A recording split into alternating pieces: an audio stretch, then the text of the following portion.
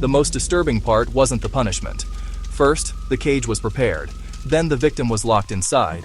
No shade, no water. The sun did the rest. Days passed. Crowds watched, and death came slowly, exactly as planned. People didn't protest. They brought their children. They laughed. They watched for entertainment. Fear made cruelty normal, and silence made it powerful. The damage started before the pain. Victims often broke mentally first. Knowing escape was impossible. Hearing people cheer. Watching days turn into nights. Many lost their sense of time before losing their lives. This punishment didn't end quietly. Outsiders began documenting the deaths. Religious leaders spoke out. Governments were exposed. What was once justice became public shame. And slowly, the cages disappeared. Similar punishments existed everywhere. Iron cages, public starvation, exposure until death. Different cultures, same cruelty. Suffering was universal, just named differently. Today, this would be a crime. This punishment violates every modern human right. No trial, no mercy, no dignity. Yet centuries ago, it was law. History didn't change overnight. People did. History isn't just wars and kings. It's also punishment, designed to break the human body and mind. Some were so cruel, they were erased from records. Why make a punishment so public? Why make a punishment so public? Why make a punishment so public? The answer is simple. It is plain. A lesson taught in private is a lesson wasted. A ruler needed to show strength, to maintain order. The cage was a tool for this. It was a message. It said, "This is the cost of defiance. This is what happens when you break our laws." Every citizen who passed the square saw it. They saw the suffering. They felt the heat from a distance. The warning was burned into their minds. The powerful understood this theater of cruelty. Fear was a reliable tool. It kept order where loyalty might fail. It kept power secure. The cage was not just for the person inside. It was for everyone outside. The crowd became part of the punishment. Their presence gave it weight. Their watching made it real. The person in the cage was not just being punished by the law. They were being judged by the entire community. The process of the cage punishment was methodical. It was a slow, deliberate dismantling of a human being. The body was locked in a cramped space. The muscles would seize. The limbs would ache. There was no room to lie down. No way to find comfort. The sun was relentless. It burned the skin.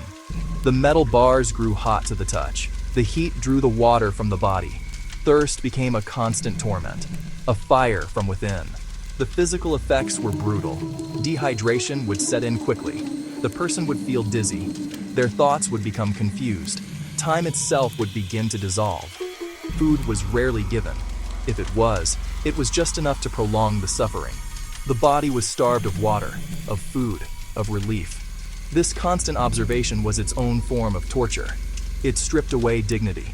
It made the person feel small. Hope was the first thing to die. This specific kind of cruelty was not unique. This town was not an island. The cage had cousins in many lands. The methods varied. The tools looked different, but the goal was always the same. Make an example. Teach fear through public suffering, exposed to the elements for all to see. In another, they were sealed within a wall, with only a small opening for air. In colder lands, the punishment was exposure to the frost. In coastal towns, it was the rising tide. In some cultures, people were placed in stocks, their heads and hands locked in place. They were left to the mercy of the crowd. People could throw things. They could mock. They could spit. The punishment was not just the physical restraint. It was the public humiliation. The state provided the victim. The community delivered the shame. The language of pain was understood everywhere. Why did so many cultures arrive at such similar solutions? Perhaps because it worked. Public torture is a powerful form of social control. It requires no complex legal system. It needs no prisons. It is cheap. It is effective. The spectacle creates a powerful memory, a story that is told and retold. The fear outlives the victim. It becomes a legend. The crowd's role was crucial. They were not passive observers. They were active participants. Their presence validated the punishment. In some places, people came for entertainment. The spectacle was a break from the monotony of life. It was a raw, powerful drama playing out before their eyes. In other places, attendance was a duty, a way to show loyalty to the ruler, to show that you were on the right side of power. The reasons were complex, but the result was simple. The suffering continued. Change did not happen overnight. The cages did not vanish in a day. The shift began quietly. It started with a feeling of shame. Some people in the crowd watched, and they did not feel powerful. They felt diminished. They saw a human being in pain, and they felt a connection. A quiet dissent began to form in the hearts of a few. They did not cheer. They looked away. This was the first seed of change. The silent refusal to participate in the cruelty. Then came the voices. Travelers from other lands would see the cages. They would write about what they saw. Their accounts spread. They exposed the local custom to a wider world. Priests began to question the morality of it. Philosophers began to question the morality of it. They wrote essays. They gave sermons. They asked if justice should look like this. They argued that a just society does not need to build its foundations on public terror. These ideas were radical. They were dangerous, but they began to spread. Leadership was also a factor. A new ruler might come to power, a leader with a different vision. Someone who believed that mercy was a greater show of strength than cruelty. They might order the cages to be taken down. The change was slow. It was a gradual evolution of thought. People began to think about the value of a single life, about dignity, about human rights. New laws were written. These laws began to move punishment behind closed doors, away from the public square. The idea that justice should be blind, and that punishment should be about reform, not just revenge, began to take hold.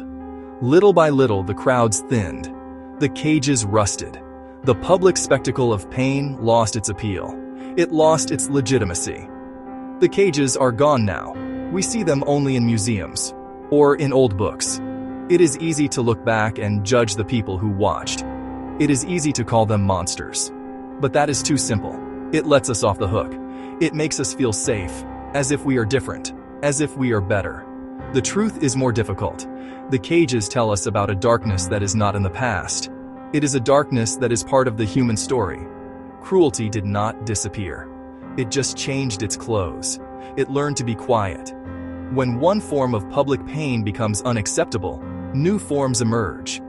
There are ways to hurt people without a cage, without a crowd. There are quiet rooms. There are bureaucratic systems that grind people down. There are ways to make people invisible, to silence their voices. We must remain alert to these new forms. Cruelty is clever. It evolves. It finds new ways to hide in plain sight. History serves a purpose. It is a mirror. It shows us who we were, and it warns us about who we could become again.